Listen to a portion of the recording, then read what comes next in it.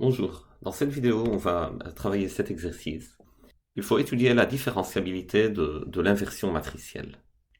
Donc je considère l'application f de l'ensemble des matrices inversibles de taille n dans lui-même, et f prend une matrice x et me donne l'inverse de la matrice x. Il faut montrer que cette application est différenciable en tout point A, c'est-à-dire, si je fixe un point A, je sais qu'A est inversible, et que je prends une matrice H de norme suffisamment petite, je veux montrer que f de A plus H, c'est f de A plus une certaine fonction linéaire continue en H, plus quelque chose de négligeable.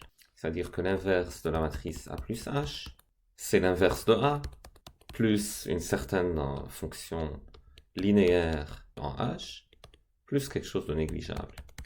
L'idée, c'est de montrer qu'elle existe essentiellement. Comme ça, j'aurai démontré la différentiabilité de l'application et j'aurai calculé la différentielle. La différentielle de f en A, c'est la fonction L. Donc la différentielle de f en A appliquée à H, ça c'est L de H. Et la différentielle en A, c'est l'application L elle-même. Je vais le faire par deux méthodes. Donc il y a une méthode qui sera un peu plus justifiée, plus rigoureuse que je vais faire au début.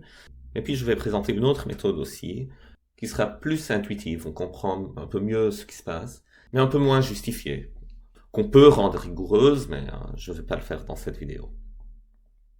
Mais d'abord, pour parler de différentiabilité, il faut une application d'un ouvert d'un espace vectoriel normé à valeur dans un espace vectoriel normé. Quel est l'espace vectoriel normé en question ici? GLN n'est pas un espace vectoriel normé, c'est juste un groupe multiplicatif. Mais l'espace en question, c'est Mn de R. Et je sais que GLN de R est un ouvert de Mn de R. Et alors j'ai mon application f d'un ouvert de Mn de R à valeur dans Mn de R. Et c'est le contexte dans lequel je peux parler de différentiabilité. Pourquoi c'est un ouvert? C'est classique. Je dis juste un petit mot là-dessus. Considérez l'application déterminant de Mn de R dans R. C'est une application continue car polynomiale des coefficients. Et GLN de R, c'est juste les matrices de déterminants non nuls. Donc c'est l'image inverse par l'application déterminant de l'ouvert R étoile de R. L'image réciproque d'un ouvert par une application continue est un ouvert, donc GLN de R est un ouvert.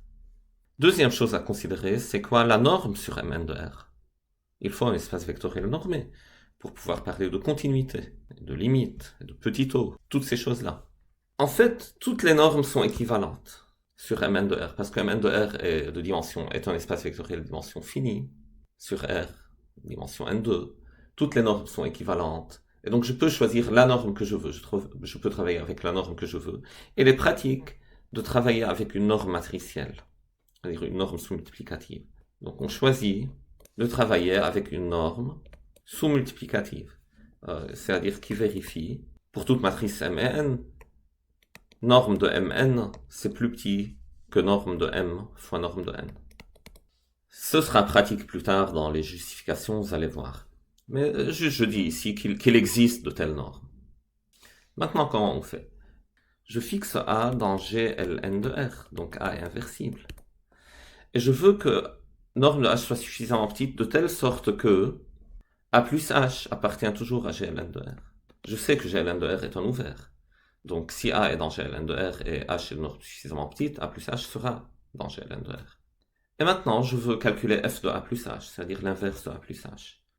Je veux l'écrire de la forme f de A plus un truc linéaire en H que je veux calculer, que je veux trouver, plus quelque chose de négligeable. Et ce que je vais faire, c'est calculer en fait f de A plus H moins f de A. Et l'écrire de la forme, sous la forme d'un truc linéaire en H, qui sera la différentielle en A appliquée à H, plus un truc négligeable. Mais c'est quoi f de A plus H moins f de A? C'est l'inverse de A plus H moins l'inverse de A. Et là, je mets l'inverse de A plus H en facteur. Il me reste la matrice identité moins, voilà, donc A plus H fois l'inverse de A. Vous voyez ça fois ça, c'est clairement l'expression d'avant. Donc c'est égal à l'inverse de A plus H multiplié par, ici quand je fais mes multiplications, donc il reste identité A fois A moins 1, c'est moins l'identité, et moins H fois A moins 1, donc voilà.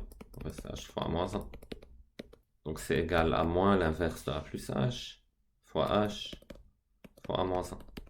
Et là, je dois voir comment séparer ce terme-là, qui n'est pas linéaire en h, en un terme linéaire en h plus un terme négligeable.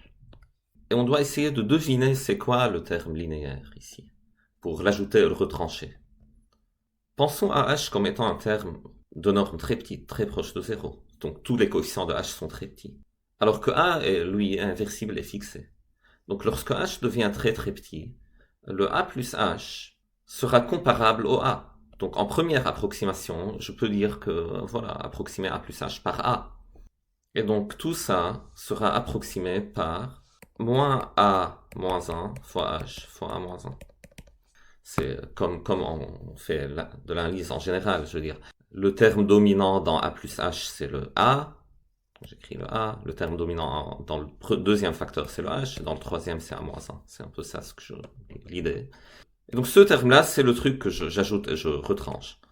C'est un truc linéaire. Il me reste alors le terme initial, moins a plus h moins 1 fois h fois a moins 1, moins ce terme-là, donc plus a moins 1 h a moins 1. Ce que je veux, c'est pouvoir écrire f de a plus h moins f de a comme un terme linéaire en h plus un terme négligeable. Première chose à dire, c'est que l'application de mn de r dans lui-même, qui à h vous donne moins a moins 1 fois h fois a moins 1, celle-là est linéaire, clairement. C'est la distributivité du produit matriciel. Et elle est continue parce qu'on est en dimension finie. Mn de R est de dimension N2, donc en dimension finie. Tout ce qui est linéaire est continu. Mais la chose à montrer, en fait, c'est que le deuxième est négligeable. Et comment je montre qu'un terme est négligeable? Il faut montrer que quand je le prends en norme et je le divise par norme de h, ça tend tout de même vers 0. Je dois alors prendre le terme, je prends en norme, je divise par norme de h, et je fais tendre norme de h vers 0, il faut que la limite soit 0. C'est comme ça que je montre qu'un terme est un petit taux de h. Dans le numérateur, je peux mettre h à moins 1 en facteur. Donc j'ai un h fois a moins 1. Et il me reste, voilà, du deuxième terme, il me reste a moins 1, et du premier, a plus h moins 1.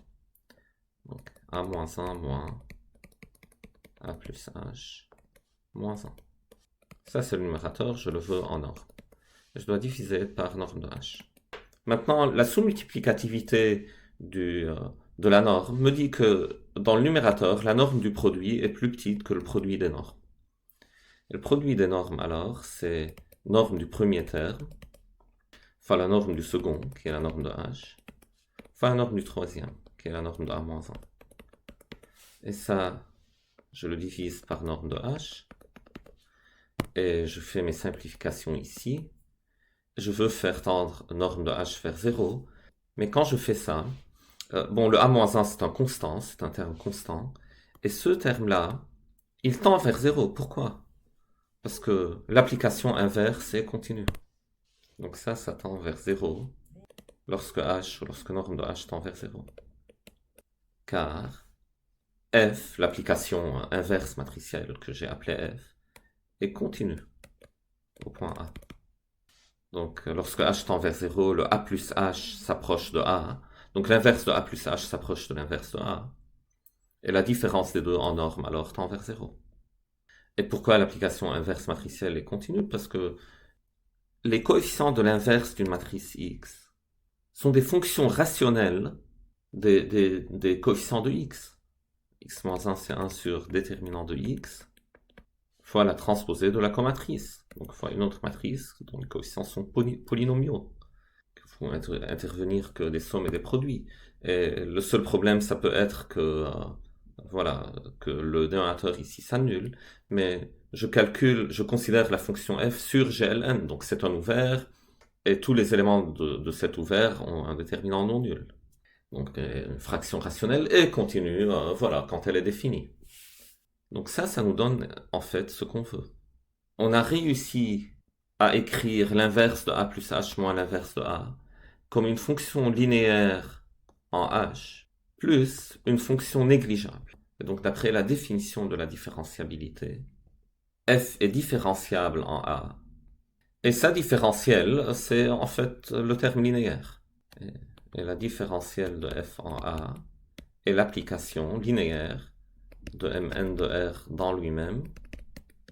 Elle prend h, elle me donne moins inverse de A fois H fois inverse de A.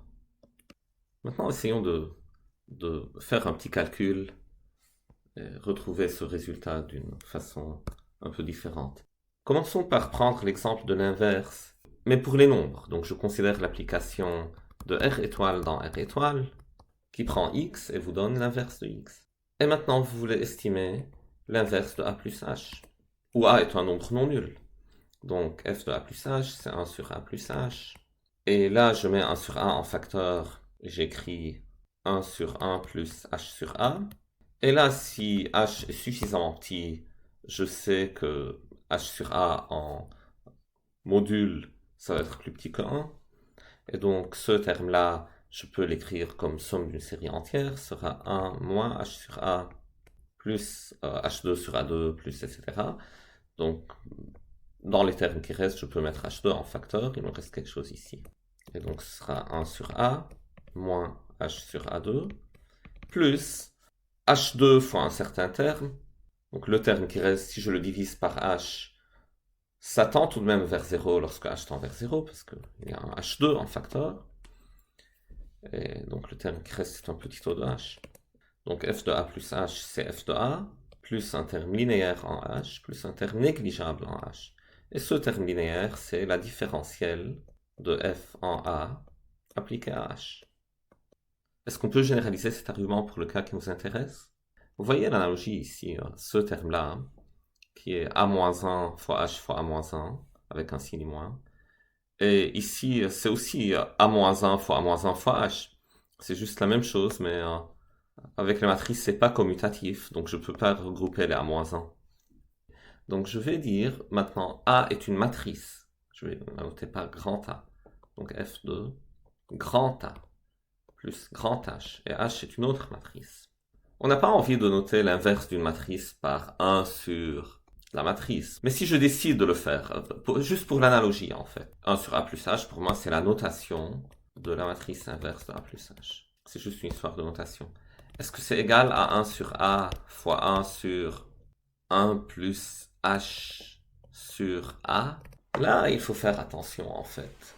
C'est juste que quand on écrit H sur A, c'est quoi? C'est la matrice H fois l'inverse de la matrice A. Mais c'est H à moins 1 ou c'est à moins 1 H? C'est pas la même chose.